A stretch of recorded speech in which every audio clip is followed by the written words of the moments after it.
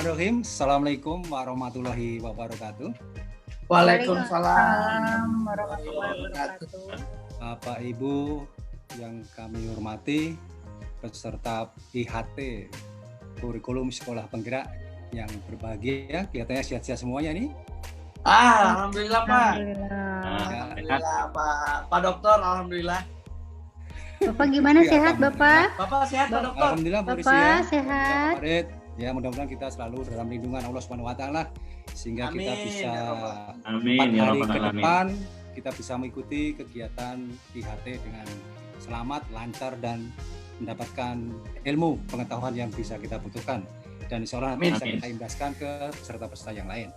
Baik Bapak Ibu, Amin. seperti semula ini sudah ada ketua kelas ini Pak Farid. Tolong saya informasikan siapa Ya, yang Pak. bertugas untuk membuka kegiatan dalam hal ini yang memimpin doa dan ice breaking. Silakan waktu Siap. saya berikan. Oke. Terima kasih Pak Dokter. Assalamualaikum warahmatullahi wabarakatuh. Waalaikumsalam warahmatullahi wabarakatuh. Selamat pagi rekan-rekan semuanya. Sehat ya? Terima kasih. Alhamdulillah. Udah hadir di sini Pak. Saya sebagai ketua kelas ngecek dulu nih Pak kehadiran. Ternyata hari ini semuanya hadir Pak. Semuanya hadir dan alhamdulillah Sehat-sehat ini. yang pertama kali datang itu adalah Ibu Dr. Ristia Pak. Wah, nanti Terima jangan lupa kasih. ya, ini sekarang tanggal selamat Bu. Sekarang tanggal 18. Emang rajin dia tuh. Bener Pak. Yang menjadi petugas adalah yang membaca doa untuk memulai awal hari ini adalah Bapak Abdurrahman Ridho. Bapak Abdurrahman Ridho, ya terima kasih. Yang kedua, nanti ice breaking akan dibawakan oleh rekan kita Pak yang ganteng yaitu Bapak Muhammad Turi, ya. Terus kemudian nanti Pak saya dan Ibu Ristia akan bertugas sebagai pengecek petugasan kelompok. Jadi kita nanti akan menagih penugasan kelompok. Begitu Pak untuk hari ini. Ya, terima kasih Pak Farid. Silakan teman-teman yang sudah diberi tugas untuk bisa melaksanakan tugasnya dengan baik. Bisa kita mulai saat ini. Silakan. Bismillahirrahmanirrahim. Assalamualaikum warahmatullahi wabarakatuh. Waalaikumsalam. Waalaikumsalam warahmatullahi wabarakatuh. Pak narasumber yang saya hormati, teman-teman peserta IHT yang juga saya hormati, alhamdulillah pada pagi hari ini kita masih dalam keadaan sehat walafiat. Mengawali kegiatan kita pada pagi hari ini, mari kita menundukkan kepala sejenak untuk kita sama-sama berdoa. Dan izinkan saya memimpin dengan secara muslim. Yang lain silakan menyesuaikan. A'udzubillahi minasyaitonirrajim. Bismillahirrahmanirrahim. Alhamdulillahirabbil alamin. Wassalatu wassalamu ala asyrofil anbiya'i wal mursalin. Sayyidina Muhammadin wa ala alihi washabbihi ajma'in. Allahumma shalli ala Muhammad. Allahumma shalli ala sayyidina Muhammad. Kama shallaita ala sayyidina Ibrahim wa ala ali sayyidina Ibrahim wa barik ala sayyidina Muhammad wa ala ali sayyidina Muhammad. Allahumma barik lana fi Allahumma antas salam wa minkas salam wa ilaika ya'udus salam hayyina rabbana bisalam wa adkhilna al-jannata darussalam tabarakta rabbana wa ta'ala ya zal jalali wal ikram. Rabbana atina fid dunya hasanah wa fil akhirati hasanah wa qina adzabannar. Walhamdulillahi rabbil alamin. Al-Fatihah. Ya karena berapa sih? Terima kasih. Sekian. Wassalamualaikum warahmatullahi wabarakatuh. Waalaikumsalam. Waalaikumsalam warahmatullahi wabarakatuh. Lanjutkan Pak Turi untuk bisa membuat penyegaran pertemuan kali ini. Silakan. Baik, terima kasih Pak Dokter dan kawan-kawan semuanya. Assalamualaikum warahmatullahi wabarakatuh. Waalaikumsalam. Semangat pagi. Pagi. Semangat Pagi. pagi. Luar biasa. Kalau saya bilang semangat pagi gitu ya. Ya. Semangat pagi. Luar Pagi. biasa. Baik. Untuk ice breaking kita pagi hari ini. Silakan teman-teman menyiapkan alat tulis. Alat tulis. Udah siap Pak, udah siap. Oke. Sudah siap? Bentar. Sudah? Bentar, Hah? Bapak. Bentar, Ambil, Pak. cepetan. Oke, Ya, oke. ya. Udah, Pak, udah. Udah. Jadi nggak termasuk saya nih kan? Sudah. Waduh. Pak Oke. Dokter jangan dicuri Pak. Ikuti instruksi saya ya. Siap. Udah belum? Udah, Pak. Oke. Yang pertama, Ibu Ristia, sebutkan, ditulis ya. Oke. Sebutkan salah satu teman cewek Anda. Tulis, teman Udah, cewek Anda. udah. Udah belum? Udah. Oke. Sekarang Pak Padli. Siap. Pak Padli, sudah? Oke. Siap. Sebutkan pekerjaan yang biasa dilakukan ibu rumah tangga di rumah. Siap. Sebutkan. Oke, sudah. Satu Siap. ya. Oke, sebutkan pekerjaan yang biasa dilakukan ibu rumah tangga di rumah. Satu saja, ya. Siap. Sudah. Lanjut ke Pak Abdurrahman Ridho. Ya, siap. Abdurrahman Ridho sudah siap? Oke. Siap. Sebutkan anggota tubuh yang paling menarik. Anggota tubuh yang paling menarik. Sudah belum? Ayo, apa? Hidung. Oke, Sudah? Sudah. Oke, anggota tubuh yang paling menarik. Terakhir kita minta ke Pak Dokter Cipto. Dapat bagian juga ini. Ya. Sebutkan nama teman cowok. Dah. Sudah siap? Sudah Udah. siap. Oke, udah, Oke, Pak. kalau sudah siap, sekarang mulai dari Ibu, kita susun menjadi sebuah kalimat ya. Dari Bu Ristia sampai Bu Ristia sampai ke Pak Sitito. Kita mulai dari Bu Ristia apa tadi? Temannya? Temannya namanya Mida. Masak. Nida. Pak Farid? Masak. Masak. Terus Pak Abdurrahman? Perut. Abdurrahman? Hah? Perut. Perut. Katanya perut. Ya. Perut. Terus Pak Cipto? Muhammad Pak Zuri. Cipto? Muhammad Zuri. Aduh, berarti Mida Memasak. masak perutnya Muhammad Sui ya? Itu berarti. Itu Kadipan. Oke. Itu ice breaking kita pagi hari ini, mudah-mudahan menghibur ya. Ya, Oke. siap Pak, terhibur. Baik, saya akhiri sekian. Assalamualaikum warahmatullahi wabarakatuh. Waalaikumsalam. Waalaikumsalam warahmatullahi wabarakatuh. Ya, untuk Pak Ridho dan Pak Turi, saya kembali ucapkan terima kasih. Mudah-mudahan doa yang kita ucapkan bersama Allah Subhanahu wa taala bisa dikabulkan dan penyegaran yang dilakukan oleh Pak Turi Amin. benar-benar menjadi angin segar untuk pagi hari ini. Mudah-mudahan kita mengikuti kegiatan dengan baik dan segar. Terima kasih Bapak Ibu yang antusias sekali mengikuti kegiatan ini, membuka dan speaking yang menyenangkan. Baik Bapak Ibu yang kami hormati, untuk bisa menyingkat waktu pada pertemuan kali ini kita masuk ke sesi tentang prinsip pengembangan kurikulum operasional di satuan pendidikan. Sebelum masuk materi ini, kita bisa mereview kembali materi yang sebelumnya yang sudah kita pelajari untuk awal IHT kemarin. Bapak Ibu masih ingat? Apa kira-kira Masih, materi Pak. yang sudah? Iya, silakan Pak Farid, apa yang masih diingat di memori yang berkaitan dengan kurikulum sekolah penggerak? Ya, yang mana Pak? Yang awal pertama kali Ya, filosofi silakan mana-mana pendidikan. dipilih saja. Pilih sesi Oh, yang dipilih mana. ya, Pak. Ya. Yang pertama adalah ini Pak.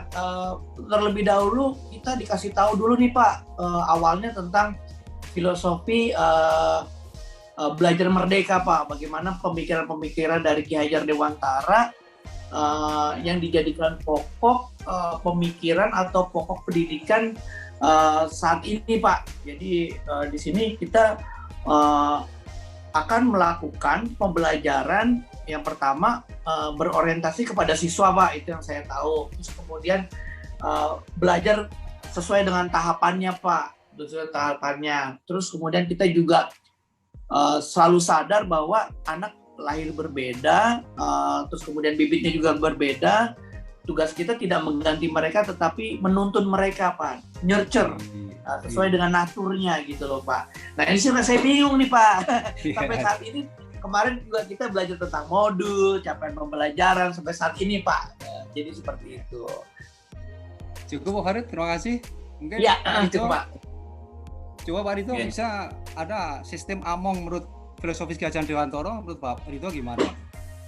Ya, terima kasih Pak narasumber. Jadi justru yang saya ingat materi yang sudah disampaikan kemarin itu adalah profil pelajar Pancasila itu Pak. Oh silakan. Sebut. Nah, jadi profil pelajar Pancasila itu kan yang pertama itu beriman gitu kan. Nah, kemudian yang kedua itu berkebinekaan global. Terus apa juga kemarin ya, berpikir kritis, kreatif gitu kan, kreatif. Kemudian apalagi Pak Surya, itu yang saya Bernalar kritis, Bagaimana, Pak? Kritis. Wawasan Ya. global. gotong berwawasan- royong, gotong royong, mandiri juga ya, mandiri, gotong royong. kreatif, berkebinekaan global. Ada 6 kalau tidak salah Pak narasumber Iya, kemarin Pak. ya. Oke. Iya, Oke. ternyata the best sekali kelas ini ya. Iya, baik Bapak Ibu, Iya, terima Pak. kasih. Terima kasih Pak. Ya, Terima mari kasih, kita Pak. maju bersama ini. Baik, kita kembali ke pokok masalah, yaitu prinsip pengembangan kurikulum operasional di satuan pendidikan.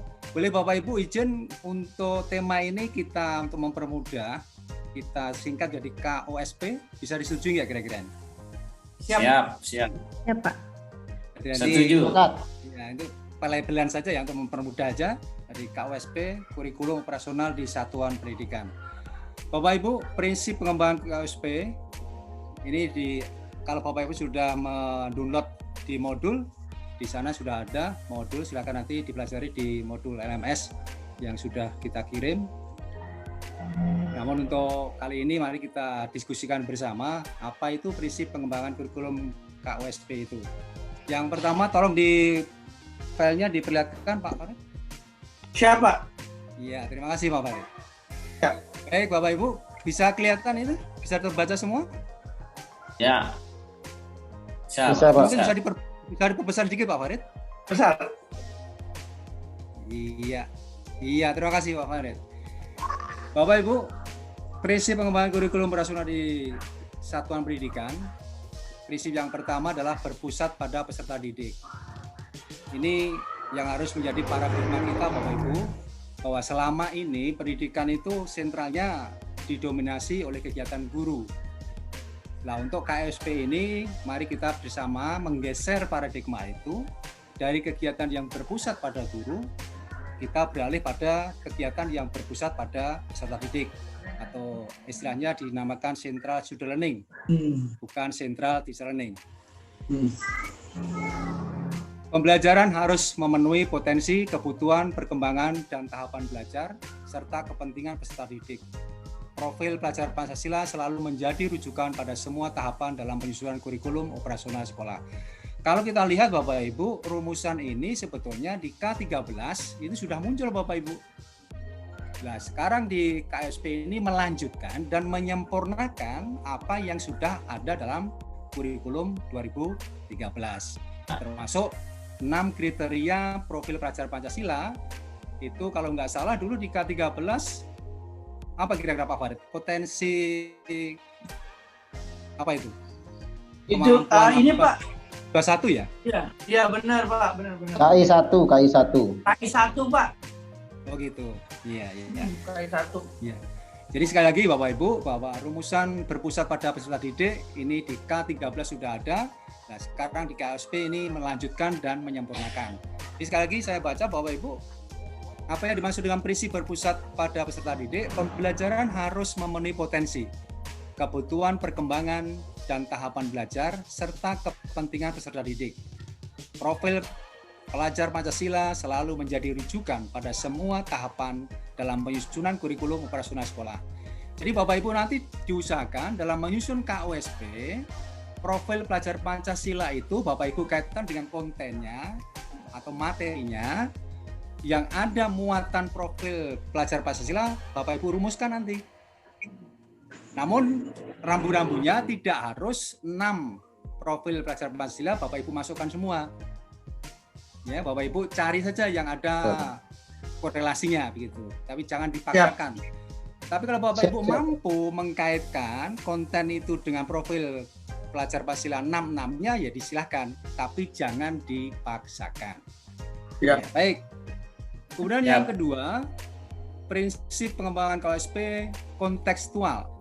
Artinya adalah menunjukkan kekhasan dan sesuai dengan karakteristik satuan pendidikan, konteks sosial budaya dan lingkungan, serta dunia kerja dan industri. Kalau tidak salah Bapak Ibu, di K13 kemarin ada muatan dalam struktur kurikulum yaitu mapel mulok Bapak Ibu. Jadi mulok itu mengedepankan kearifan lokal. Sehingga kearifan lokal sekolah satu dengan sekolah yang lain mestinya berbeda. Sepakat Bapak Ibu ya? Ya, sepakat.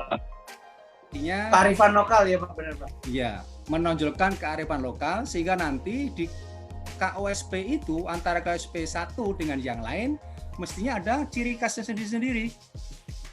Nah, ciri khas itu berlatar belakang mungkin situasi, kondisi sosial budaya dan lingkungan sekolah yang bersangkutan. Sehingga nanti muatan ini bisa mendorong outcomes dari sekolah itu untuk bisa masuk ke dunia kerja dan industri. Ini lebih khusus untuk outcome SMK. Itu yang dimaksud Bapak Ibu untuk prinsip kontekstual. Jadi sekali lagi, prinsip kontekstual dalam KOSP adalah menunjukkan kekhasan dan sesuai dengan karakteristik satuan pendidikan. Baik Bapak Ibu. Sebelum kita lanjutkan yang prinsip yang ketiga, mungkin ada yang perlu ditanggapi dari dua prinsip tadi. Saya mau nanya nih Pak. Oh ya, silakan Pak Farid. Saya kebetulan kemarin diskusi sama Ibu Rizkia Aryani itu.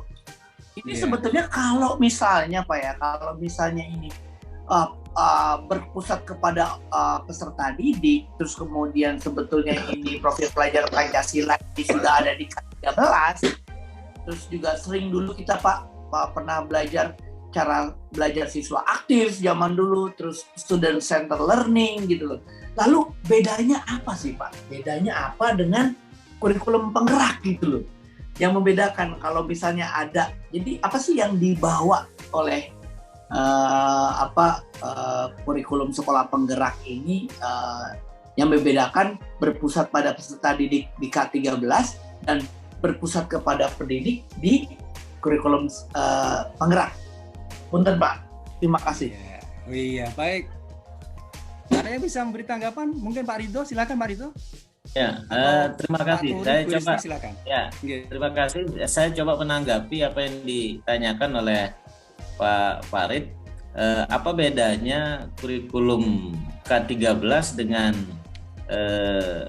sekolah penggerak ini? Padahal sama-sama ditekankan kepada berpusat pada peserta didik. Saya melihat ada perbedaan di situ memang, karena di kurikulum sekolah penggerak ini penekanannya itu adalah pada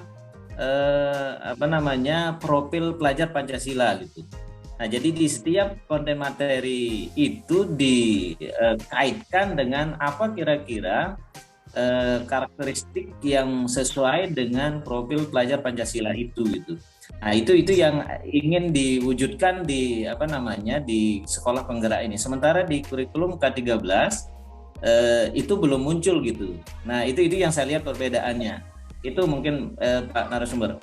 Iya, bagus sekali Pak Rahman Ridho. Bisa ditambahi Pak Turi mungkin atau Bu Riztia? Terima kasih. Bu Riztia ada? Bu Riztia, silakan. Enggak, Bapak mau nanya dulu ya Pak ya? Boleh nggak Pak bertanya? Nanya. Ya Pak. Mau bertanya dulu ya Pak, Bapak Sucipto. Silakan. Boleh, Kan itu kan profil Pancasila itu ada 7 tuh, ada 7 apa 6 ya. Nah kalau misalnya 6 ya, kalau 6 ya. misalnya Ya. satu materi itu cuman hanya memunculkan satu dari yang 6 itu tidak apa-apa Pak. Kalau misalnya kalau 6-6-nya kan misalnya bermandiri, gotong royong dan sebagainya, mungkin itu terlalu banyak. Boleh nggak dimunculkan hanya satu saja dari 6 poin itu Pak? Terima kasih Bapak. Iya, boleh saya tanggapi itu pertanyaan Bu Ristia. Kalau ingin memunculkan karakter profil pelajar Pancasila, memang yang tahu karakteristik itu adalah guru mapel, Bapak Ibu. Jadi saya tidak bisa menjustis harus 1 atau 6-nya atau 5 atau 3. Jadi sesuai dengan karakteristik mata pelajaran masing-masing. Untuk Jadi diberikan yang lebih keleluasan paham ya, Pak? itu ke guru mapel. Iya, betul Pak Farid. Diberikan keleluasan pada guru mapelnya. Tapi Iya, kayaknya Pak narasumber, mohon maaf, Yes, ya. kayaknya kayaknya di setiap kegiatan pembelajaran tidak mungkinlah akan satu muncul Bu Ristia. Jadi profil pelajar Pancasila itu mesti ada kegiatan kerja mandiri misalnya, kemudian ada kegiatan doa, itu kan berarti dia sudah beriman gitu kan, kegiatan religius gitu kan, itu sudah 2 muncul gitu. Nanti ada kegiatan menanggapi pendapat, itu kan sudah berpikir kritis dan lain sebagainya. Karakter saya rasa tidak akan muncul beberapa karakter di situ gitu. Itu mungkin Pak. Iya, baik sekali tambahan dari Pak Rahmat Ridho ini. Begitu Bu Ristia? Oke, terima Ya, kasih baik Bapak Ibu. Kita lanjutkan untuk prinsip pengembangan kurikulum yang berikutnya. Silakan dilanjut Pak Farid. Iya. Sudah Pak? Iya. Yang berikutnya adalah prinsip esensial. Apa yang dimaksud dengan prinsip esensial? Semua unsur informasi penting atau utama yang dibutuhkan oleh para pemegang kepentingan tentang kurikulum yang digunakan di satuan pendidikan dapat diperoleh di dokumen tersebut. Bahasanya lugas dan mudah dipahami, tidak mengulang naskah atau kutipan yang sudah ada di naskah lain. Dokumen tidak perlu memuat kembali misalnya lampiran Kemendikbud seperti CP, struktur, dan lain-lain dalam dokumen kurikulum operasional. Jadi esensial itu maksudnya Bapak Ibu bahwa dokumen KOSP itu memuat informasi yang sifatnya sederhana, lugas, dan mudah dipahami. Jadi nanti siapapun yang mengakses KOSP ini tidak mengalami kesulitan. Kira-kira sepertinya seperti itu Bapak Ibu. Lanjut yang berikutnya Pak Farid untuk yang prinsip akuntabel. Iya, baik. Prinsip yang berikutnya adalah akuntabel. Dapat dipertanggungjawabkan karena berbasis data dan aktual. Jadi Bapak Ibu sesuai dengan literasi digital, perkembangan digital di sekolah masing-masing, mohon semua informasi itu harus berbasis data dan memiliki akurasi data dan aktual data. Sehingga apapun informasi yang direncanakan, yang kita rancang, kita tulis di dalam KOSP, itu semuanya berbasis data sehingga bisa dipertanggungjawabkan. Nah, kepada siapa dipertanggungjawabkannya? Nah, secara birokrasi ya mestinya kurikulum ini dari sekolah dipertanggungjawabkan ke dinas, kalau SMA ke UPT, dari UPT nanti ke dinas provinsi, dari dinas provinsi ke Kementerian Pendidikan Nasional dan Ristek. Itu untuk penjelasan prinsip akuntabel. Kemudian yang terakhir, Bapak Ibu, prinsip melibatkan berbagai pemangku kepentingan. Perkembangan kurikulum satuan pendidikan melibatkan komite satuan pendidikan dan berbagai pemangku kepentingan, antara lain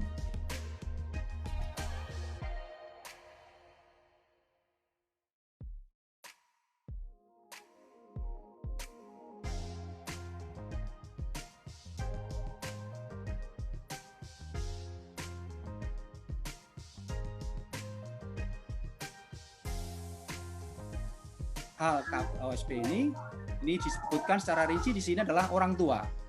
Jadi orang tua juga memiliki kepentingan untuk mengetahui kurikulum operasional di satuan pendidikan. Kemudian ada organisasi, jadi Bapak Ibu bisa sekolah bekerjasama dengan organisasi. Kemudian yang berbasis dunia kerja dan industri untuk SMK, sehingga nanti kita harapkannya adalah bahwa output atau lulusan dari SMK itu sebagian besar, mudah-mudahan 100% mereka bisa terserap di dunia kerja dan industri. Demikian Bapak Ibu yang bisa saya sampaikan untuk penjelasan mengenai prinsip pengembangan kurikulum operasional di satuan pendidikan. Sehingga nanti tugas dari Bapak Ibu semuanya untuk bisa menyusun KOSP dan setelah disusun kemudian dikembangkan Bapak Ibu. Supaya prinsip-prinsip itu nanti bisa dilaksanakan, bisa dipertanggungjawabkan dan bisa mencapai target tujuan pembelajaran sesuai yang diharapkan bersama. Ya Pak.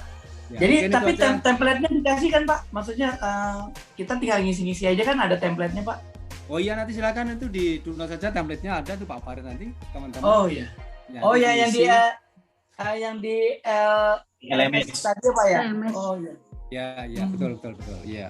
Oh yang itu ya Jadi Pak. Bapak Ibu setelah memahami belajar tentang prinsip pengembangan kurikulum operasional di satuan pendidikan, nanti silakan Bapak Ibu melanjutkan tugas yang ada di LMS ya. Kemudian sinkron.